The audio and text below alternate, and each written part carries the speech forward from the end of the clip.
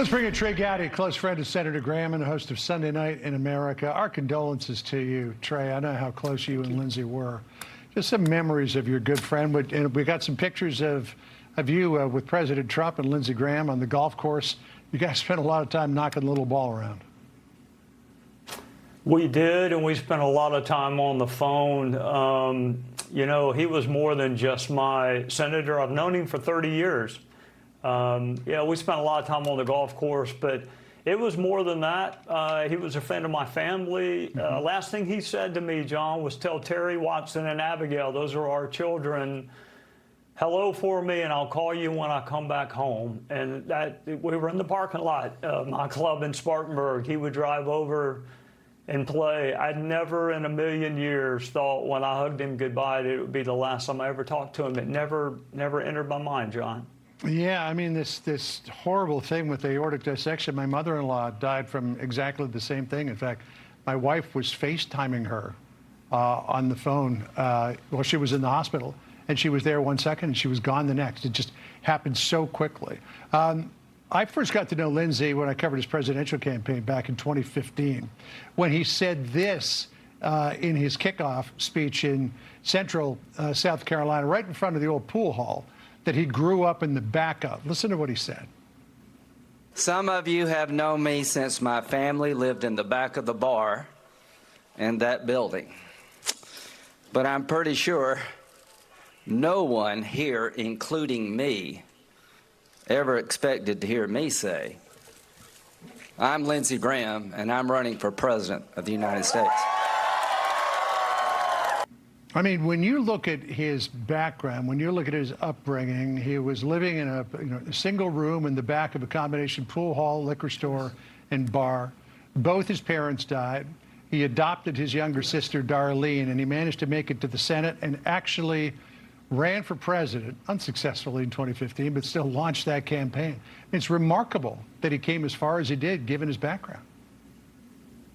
From Central South Carolina to literally the epicenter of politics in the world, Washington, D.C., and there are world leaders that know his name. And he counted presidents among his friends, and he helped get Supreme Court justices on the high court. All he would tell you because of the beauty of this country. And John, I mean, nobody had a more self-deprecatory sense of humor. He claims he got into the University of South Carolina with the lowest recorded SAT ever, and none of his friends argued with him. We never said, oh, well, hang on a second. No, we believed him when he said that.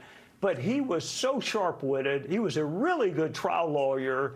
I also want to mention Greg and Denise Ball. That is the couple that took he and Darlene in after his parents passed, and his staff. I mean, we use the word staff like it's an employer-employee relationship. His staff was his family. That was his extended family. And so, yes, have they lost a boss, but they've lost a father figure and a brother figure. His staff was hopelessly devoted to him, and him to them. Look, maybe the funniest, no question the funniest politician I've ever been around. One of the best senses of humor of anyone I've ever been around. He did have a very acerbic sense of humor as well. You know, speaking of family, my older daughter, while she was attending the College of Charleston, had the opportunity to intern for him for a summer on Capitol Hill. She said it was one of the best experiences of her life. President Trump said this about Lindsey's passing. Listen here. He was a great guy, and he was a friend. He would call me all the time. He would just I'd say, stop calling me Lindsey. It was amazing. He was a great guy. He loved playing golf, loved being outside. He loved it, and he had fun. You know, he was a man who had a lot of fun. He had fun with politics, but he was really good at it. You know, it's interesting because they had a rather fractious relationship back in 2015. And Lindsey said something that President Trump didn't like. He was a candidate back then.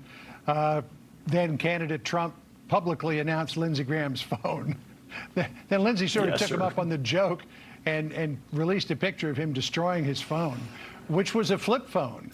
And I don't know if the same thing happened to you, but whenever I texted him, he would never text me back because he did not want an electronic record of our communications. He would always telephone me back, but never answer a text message. Yeah, John, one of the saddest days in all of our lives was when Lindsey learned to use social media and learned to text. We were so happy when he had that flip phone. And then if you look at his scorecard, we would keep his score for the 9 holes where he couldn't find his phone, and he'd be in the high 30s, low 40s, and then we would keep when he actually found his phone that he had lost in his car, and he'd be in the 50s somewhere. He could not stay off that phone, but he loved being in the middle of really consequential things, and I appreciate the fact that the president forgave him, and there was more than a reconciliation. To be around them was to know that there was genuine affection from both of them toward one another. It was not a political arrangement. It wasn't an arranged marriage. To listen to them interact with each other was incredibly entertaining. Hey, just before we go real quick, what do you think of the idea of his sister Darlene replacing him on an interim basis until the election in November? Best idea I have heard since electricity. I really hope Governor McMaster does it. She's a wonderful person. She is brokenhearted. I've talked to her the last 2 days. He was her everything.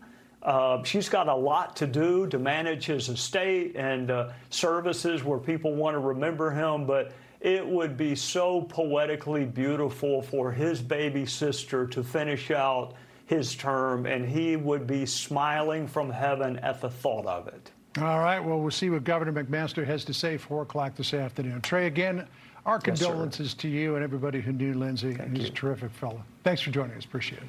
Yes, sir. You too. Be sure to like and subscribe for all the Fox News latest on YouTube, and catch full shows streaming now on Fox One.